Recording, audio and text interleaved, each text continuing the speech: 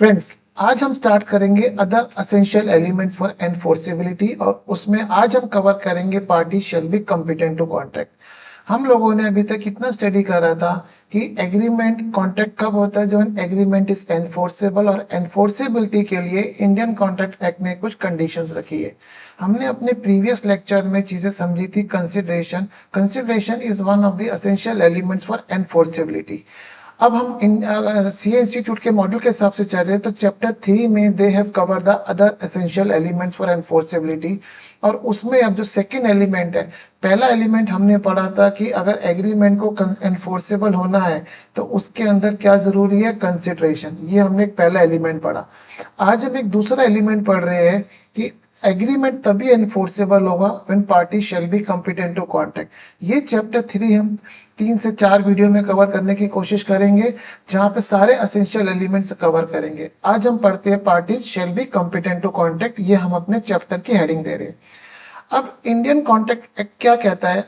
Every person is competent to contract who has attained the age of majority, is of sound mind, and is not disqualified from contracting under any law in India। Means वो कह रहा है कि अगर parties, देखिए जब भी contract होता है तो कॉन्ट्रैक्ट में दो पार्टीज इन्वॉल्व होगी, से ए और बी। तो both parties shall be competent, और बोथ पार्टीज कॉम्पिटेंट कब होगी? जब वो तीनों में से मीन्स तीनों कंडीशन फुलफिल कर रही है। The parties has attain the age of majority, is of sound mind, and is not disqualified. ये तीनों चीजों के बारे में हम थोड़ा थोड़ा समझेंगे, लॉ क्या बोलता है। अब हम पढ़ते हैं what is the meaning of age of majority. In India the age of majority is regulated by Indian majority act 1875, and the person become major for the purpose of contracting on completion of 18 years of age। इसके अंदर Indian majority act में different purpose के लिए different age criteria specific mention करा गया है। But for the purpose of contracting a person, an individual shall be capable of a contracting when he has attend the age of 18 years of age। तो अगर उसने 18 साल से पहले अगर किसी ने कॉन्ट्रैक्ट करा है, तो इधर गलत वर्ड यूज कर गया, एग्रीमेंट करा है, तो वो एग्रीमेंट एनफोर्सेबल नहीं है।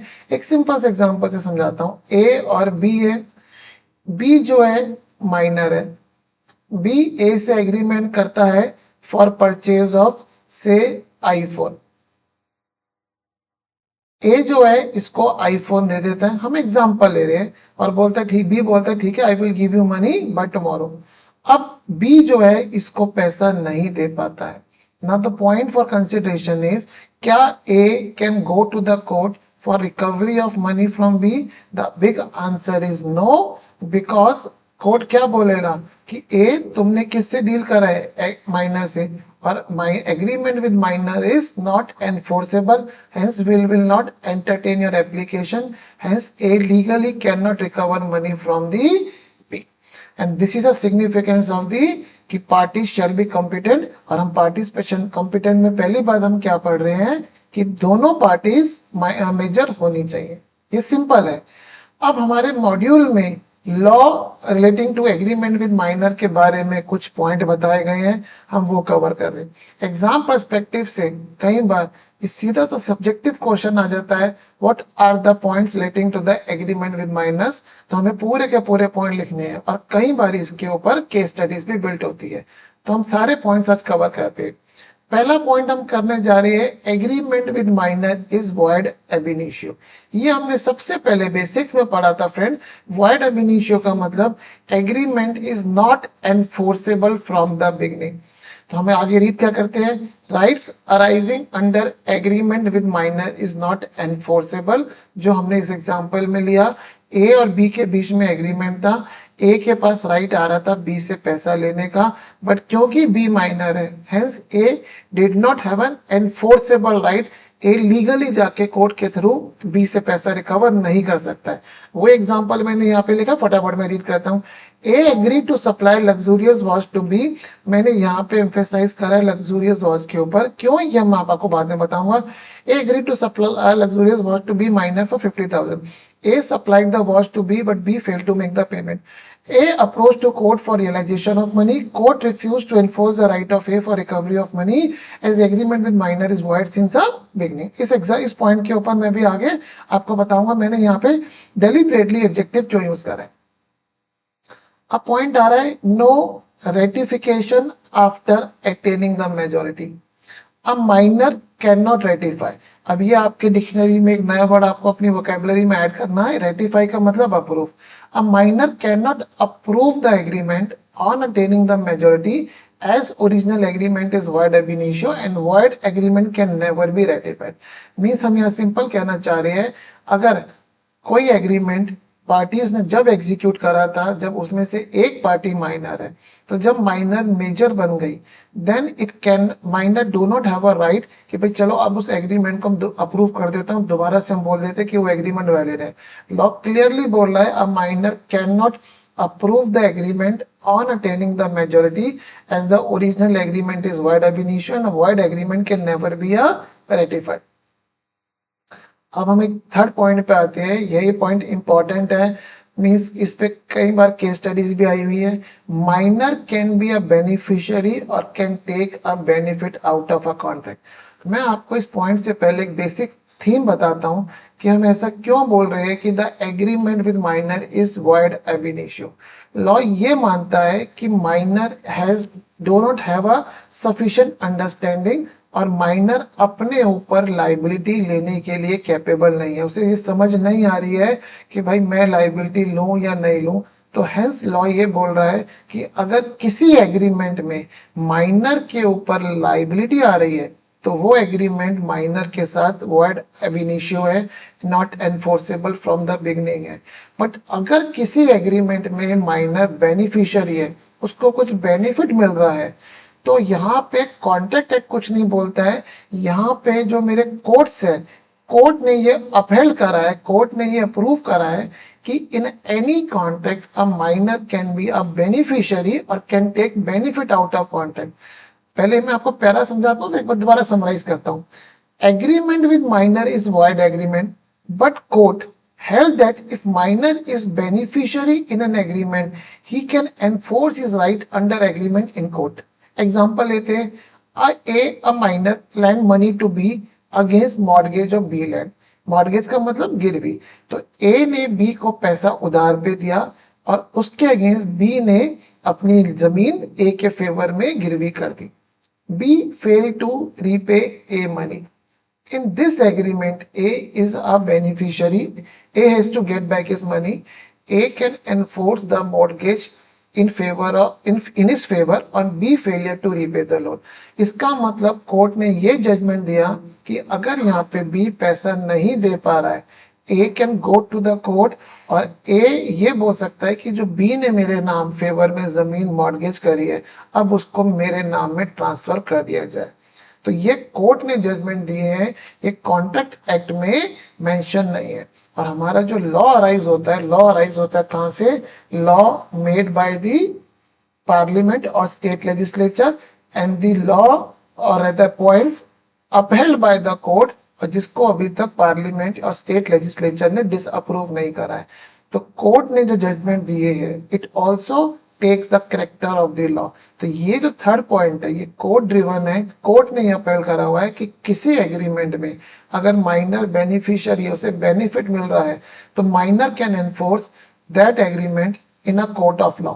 बट अगर किसी एग्रीमेंट में जैसे यहाँ पे हम बात करते हैं यहाँ पे माइनर को पैसा देना था, माइनर के ऊपर एक लाइबिलिटी आ रही थी, उसको जो वॉच तो मिली थी बट उसे पैसा देना था, तब कोर्ट ये बोलेगा नहीं agreement with minor is void ab initio, A do not have a enforceable right.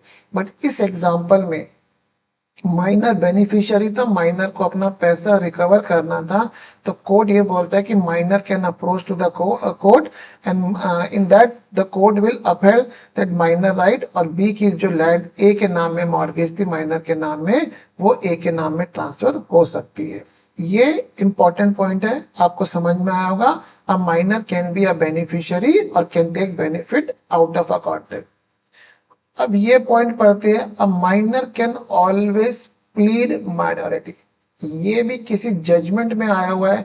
Means अगर मैं आपको फ्रेंड्स बोलूं, इंडियन कॉन्ट्रैक्ट एक्ट में सिर्फ पहला पॉइंट लिखा हुआ है, और हम जितने आगे पॉइंट्स पढ़ रहे हैं ये कोर्ट के डिसीजंस है, जो एक जगह हमने मतलब क्या कहते हैं, समराइज करके एक जगह कैप्चर कर लिए कि भाई what is the position of agreement with the minor.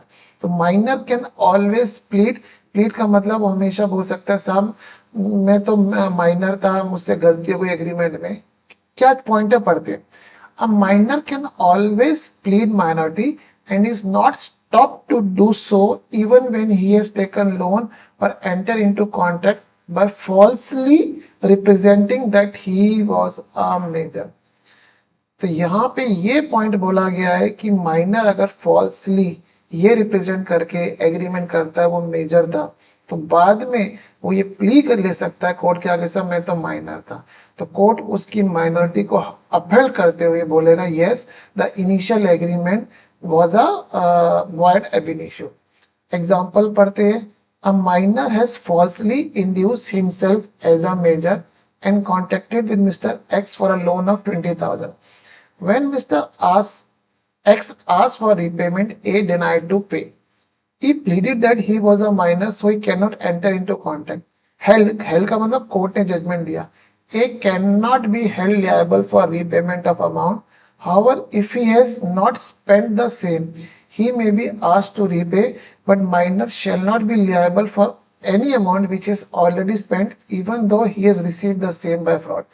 यहाँ पे लॉ क्या कहना चाह रहा है, अगेन जो थीम है हम उसी को कैप्चर कर रहे हैं कि माइनर के ऊपर कोई भी पर्सनल लाइबिलिटी लॉ नहीं डालना चाहता है। पर्सनल लाइबिलिटी का मतलब कि उसके पास पैसे नहीं है तो उसको कहीं से भी पैसे अरेंज करने हैं या उसे काम करके वो पैसा चुकाना है। तो यहाँ पे कोर्ट ने क्या बोला कि अगर ए ने 20,000 रुपये लोन लिया है और अगर उसने वो स्पेंड नहीं करा है तो टेक्निकली अभी तक माइनर के ऊपर कोई लाइबिलिटी नहीं आ रही है, भैया 20,000 रुपये वापस कर दो। बट अगर उसमें से माइनर ने पैसा सारे का सारा स्पेंड कर दिया है, देन कोर्ट ने अपहेल्ड दैट। माइनर को ये नहीं बोला जाएगा कि भाई आप काम करके कहीं से भी पैसा ला के दो। बट अगर कोर्ट मतलब और उसने अगर पार्टली स्पेंड करा है, 20,000 में से 12,000 स्पेंड करे, 8,000 रुपए रखे, तो 8,000 कोर्ट उसे बोलेगा वापस कर दो। तो दिस इज द पोजीशन जो अभी तक कोर्ट ले रहा है in the case of minor. तो minor can always plead the minority. आइए, लाइबिलिटी फॉर नेसेसरी सबसे ज्यादा important point in case of the agreement with minor, और ये चीज हमारे आईसीए में बिल्ट है, इंडियन कॉन्ट्रैक्ट एक्ट में। आइए मैं आपको समझाता हूँ। Agreement for supply of goods necessary और luxury to minor is void ab initio. तो हम अभी भी बोल रहे हैं agreement for supply of good. अब मैंने यहाँ पे एक डिफरेंशिएट करा है वर्ड नेसेसरी और लग्जरी टू माइनर। हम माइनर को कुछ भी एग्रीमेंट कर रहे हैं फॉर सप्लाई ऑफ गुड्स और से सर्विसेज, चाहे वो माइनर के लिए लग्जरी हो या नेसेसरी हो, that's a void ab initio. अब क्या आगे बढ़ते, however in case of necessaries ICA gives special right to supplier to get his payment from the estate or from the asset of minor but not from the personal labor of the minor। इसका मतलब law क्या बोल रहा है, चलिए मैं example से काम समझाता हूँ। ओके ठीक है, पहले मैं पॉइंट समझाता हूँ, एग्जांपल पे आता हूँ। ए और बी, यहाँ पे बी जो है वो माइनर है। बी ने ए से सिंपल से एग्जांपल लेते, फूड परचेज करा, and food is obviously a necessity. पहले मैं आपको एग्जांपल समझाता हूँ, फिर इसके पीछे की थीम भी समझाता हूँ, लॉ ने पॉइंट क्यों बिल्ड करा हुआ है। अब बी ने वो सामान ए से उधार पे परचेज करा है, और बी के पास अब जब ए पैसा मांगने गया तो बी ने बोला भाई मैं तो नहीं दे रहा हूं, तो ए के पास लॉ क्या राइट दे रहा है।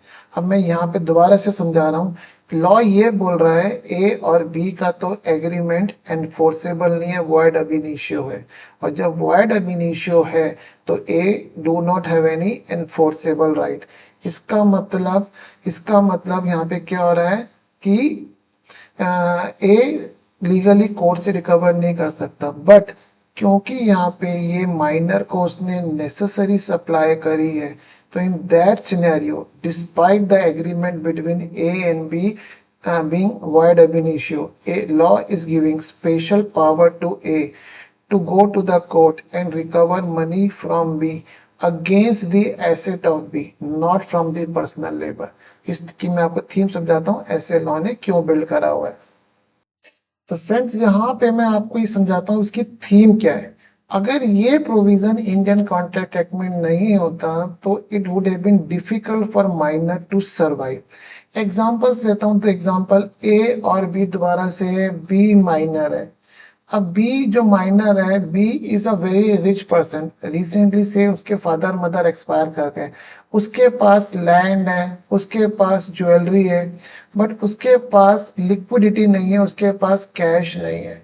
अब माइनर को सर्वाइवल के लिए नेसेसरी चाहिए, वो क्या वर्ड है वो मैं उसके ऊपर अभी आता हूँ।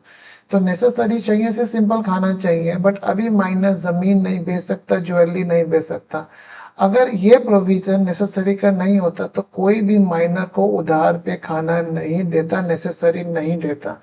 हेंस इस सिनेरियो में लॉ ने ये प्रोविजन बनाया कि भाई अगर बी को नेसेसरी चाहिए, माइनर को नेसेसरीज चाहिए, उस केस में जो सप्लायर है ही दो एन एग्रीमेंट, दोबारा से वर्ड यूज कर रहा हूँ, agreement is not enforceable but despite that for supplies of necessary, law is giving special power to the supplier to recover the money from the assets of the minor and not from the personal labor.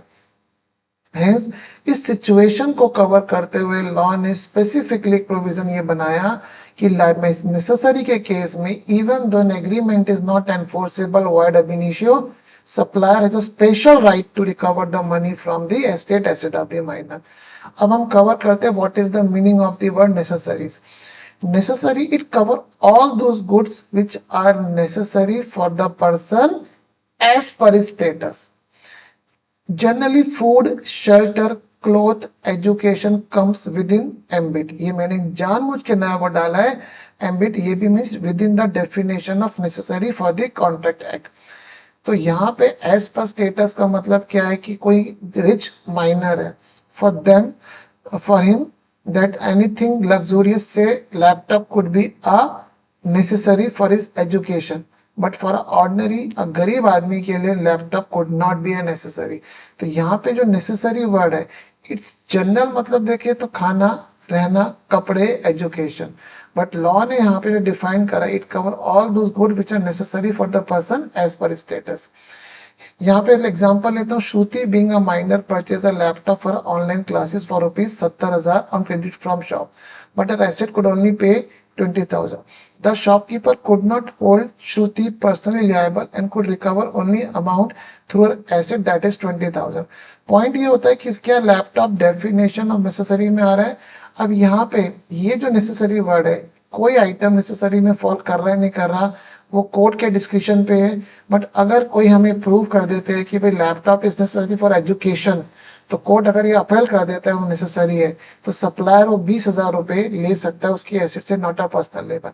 यहाँ पे मैंने एक point capture नहीं करा है, वो मैं बताता हूँ। अब यहाँ पे लाइन आपको बताता हूँ कहाँ पे। In case of necessary ICI give special right to supplier to get is payment. यहाँ पे जो नेसेसरी परचेज कर रहा है, या तो वो माइनर परचेज कर रहा है या any one dependent upon minor. Means example से समझाता हूँ, any one dependent upon minor means suppose A और बी है, बी भी माइनर है और बी की एक यंगर ब्रदर है या सिस्टर है सी, वो भी माइनर है। अब ए को बी सी की एजुकेशन के लिए कुछ लोन चाहिए था, वो ए के पास जाता है, यहाँ पे हम गुड्स की बात कर रहे हैं, तो ए के पास जाता है, वो लोन लेता है। तो यहाँ पे जो लोन ले रहा है वो माइनर ले रहा है, not for himself but for his minor younger brother dependent upon the minor. तो इस केस में भी ए ने जो लोन दिया है, it's for the education purpose Hence, A can also get a right to recover the money from the estate, from the asset of the minor. तो ये नेसेसरीज किसको सप्लाई हो रही है, या तो माइनर को या any one dependent upon the minor. और नेसेसरी की डेफिनेशन में मैंने आपको बताया जनरली तो फूड शेल्टर क्लॉथ एजुकेशन आ रहा है, but what could be a luxury in ordinary course could be a necessary for a minor depending upon the status. तो ये लाइन आगे कॉन्सेप्ट आपको समझ में आएगा, जिसपे मैंने काफी टाइम डिवोट करा है कि नेसेसरी का क्या प्रोविजन है। Agreement void have been issued and despite that thing supplier को लॉ स्पेशल राइट दे रहे टू रिकवर द मनी। आइए आगे पढ़ते हैं। नो इंसॉल्वेंसी, इंसॉल्वेंसी का मतलब होता है कि माइनर के पास एसेट, सॉरी माइनर गलत वर्ड यूज कर गया। इंसॉल्वेंसी का मतलब होता है कि पर्सन के पास एसेट्स कम है, लाइबिलिटी ज्यादा है, किसी कारणवश उसने लोन लिया था, माल परचेज करा था, माल जल गया, लाइबिलिटी अभी भी है, एसेट नहीं है। अब minor can not be declare insolvent, ये जो वर्ड आ रहा है can not be declare insolvent, जो इंसॉल्वेंट डिक्लेयर होता है वो थ्रू कोर्ट होता है। As he is incapable of contracting debts, means का मतलब माइनर लाइबिलिटी नहीं ले सकता, and dues are payable from the personal properties of the minor and he shall never be held personally liable. Means अगर हम ऊपर एक वाला एग्जांपल लेते हैं कि माइनर ने फॉर एग्जांपल नेसेसरी परचेज करी, बी हमारा माइनर है, माइनर ने 50,000 रुपए की नेसेसरी परचेज करी। अब माइनर के पास जो एसेट्स है वो 20,000 रुपए, तो टेक्निकली माइनर के पास एसेट्स कितनी है 20,000, उसने नेसेसरी कितने की बाय करी है 50,000 रुपए की। तो technically minor will be declare insolvent because उसकी लाइबिलिटी ज्यादा है बट एसेट कम है। बट हमने ऊपर अभी पढ़ा था even in case of necessaries the law only gives right to a to recover money to the extent of 20,000, 30,000 जो शॉर्टफॉल है वो रिकवर नहीं कर सकता। Hence minor can not be declare insolvent. आइए अब पार्टनरशिप, ये हम और डिटेल में पढ़ेंगे जब हम इंडियन पार्टनरशिप एक्ट पढ़ेंगे। A minor being incompetent to contract can not be a partner in a partnership firm because partnership is nothing and it's an agreement, और minor is incapable of entering into an enforceable agreement. But under section 30, section की importance नहीं है, but under partnership act he can be admitted to the benefits of partnership. ये और आपको detail में मैं आपको बताऊंगा जब पार्टनरशिप करेंगे। हम अभी सिंपल इतना ध्यान रखते हैं, a minor can be admitted to the benefits of the partnership.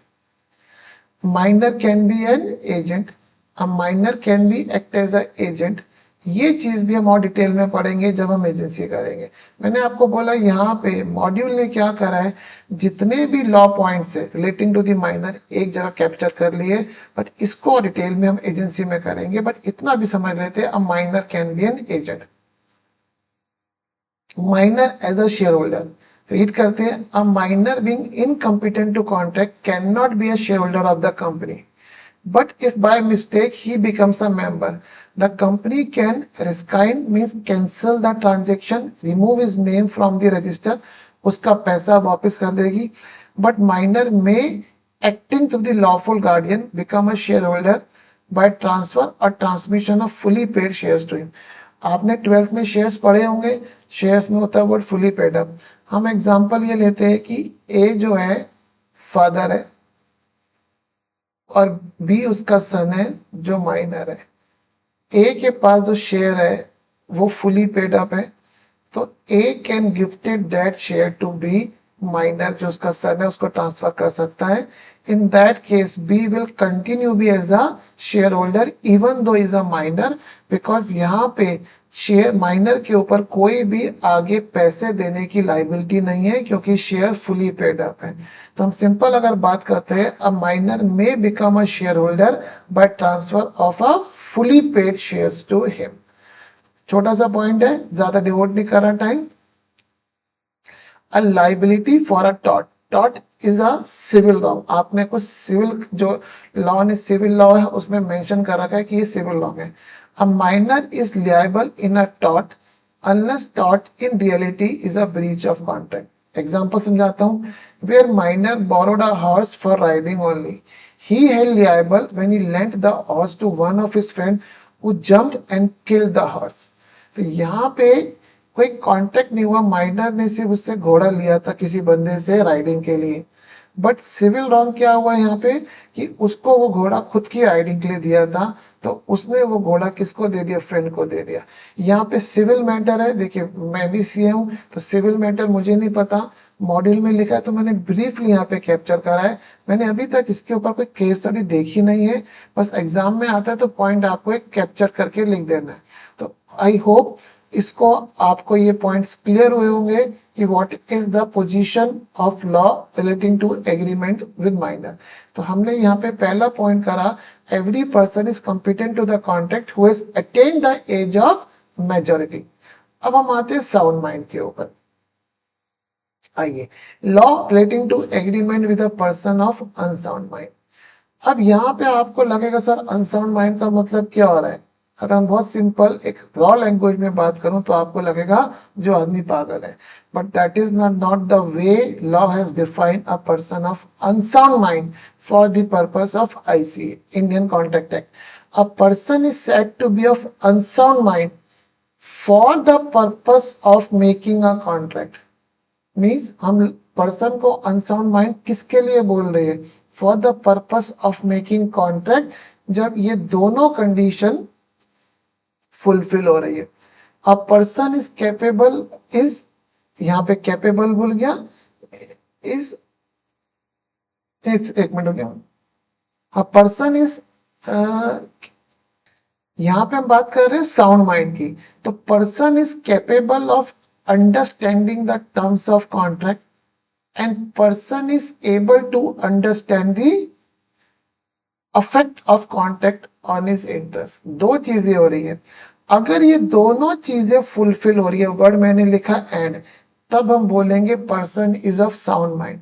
इन दोनों में से कोई भी चीज अगर मिस हो रही है तो हम बोलेंगे person is of unsound mind for the purpose of making a contract. तो पहला दोबारा से, person is capable of understanding the terms of the contract and person is able to understand the affect of contract on his interest. एक example से समझाता हूं। A borrow money from B at interest rate of 5% per month। A is able to understand that he is borrowing money at 3% at 5% per annum, but he is not capable of understanding that said interest rate will severely affect his interest as the market rate of interest is 12% per annum। और वो कितने पे बोरो कर रहा है, 60% per annum के ऊपर बोरो कर रहा है। इसका मतलब वो कभी भी, इतना हाई इंटरेस्ट है, वो कभी भी लोन चुका ही नहीं पाएगा। तो यहाँ पे हमने क्या करा, इस एग्जाम्पल में ए जो है बोरोवर है, उसने ये तो समझ लिया कि वो बोरोइंग कर रहा है, बट उस कॉन्ट्रैक्ट में, उस एग्रीमेंट में वो ये नहीं समझ पाया कि इस बोरोइंग का उसके ऊपर क्या अफेक्ट आएगा, इस बोरोइंग का उसके ऊपर बहुत सीवियर इम्पैक्ट आएगा। He will always remain the borrower. 60% interest देते देते वो कभी भी लोन चुका नहीं पाएगा।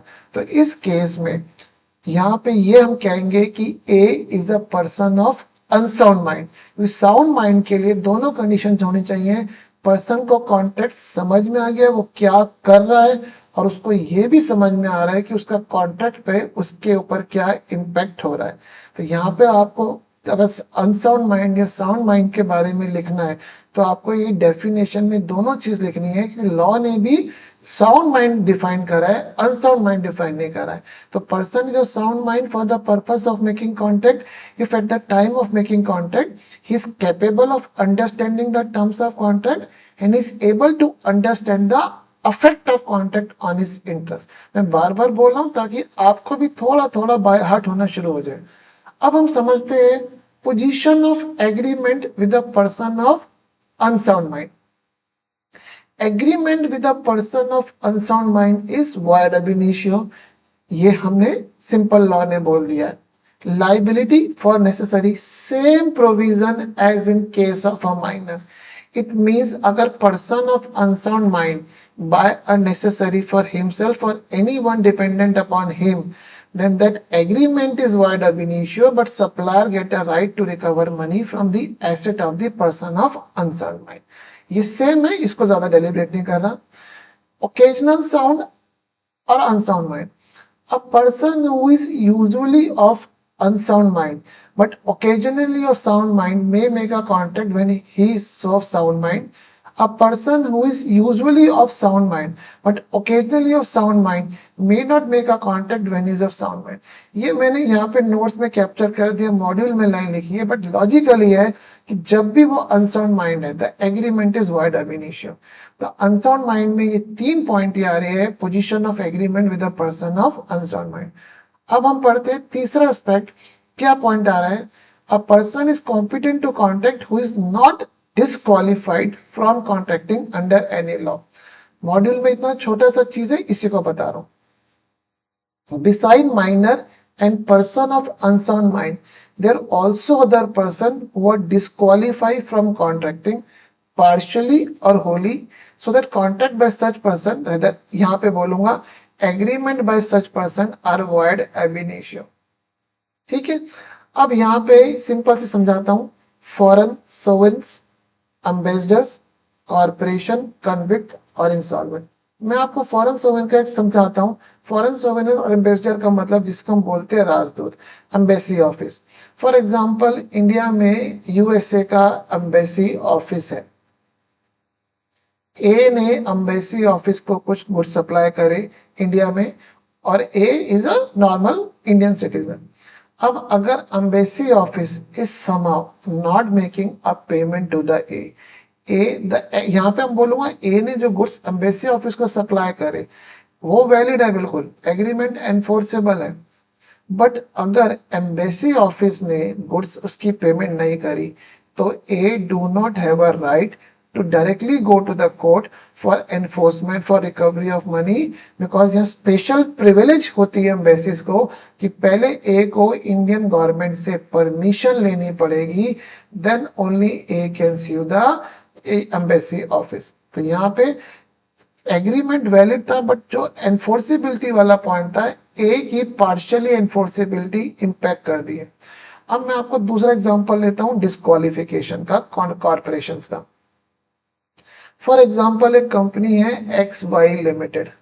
एक्स वाई लिमिटेड का जो काम है उसके मेमोरेंडम में उसका ऑब्जेक्ट क्लॉज जो लिखा आ रहा है वो लिखा आ रहा है ओनली ट्रेडिंग इन फर्नीचर, ये उसका ऑब्जेक्ट क्लॉज है, और company is bound by its memorandum.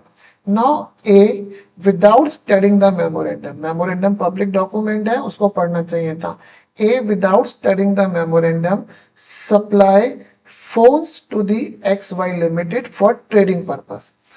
तो यहाँ पे XY Limited का काम था, क्या काम था, ट्रेडिंग इन फर्नीचर।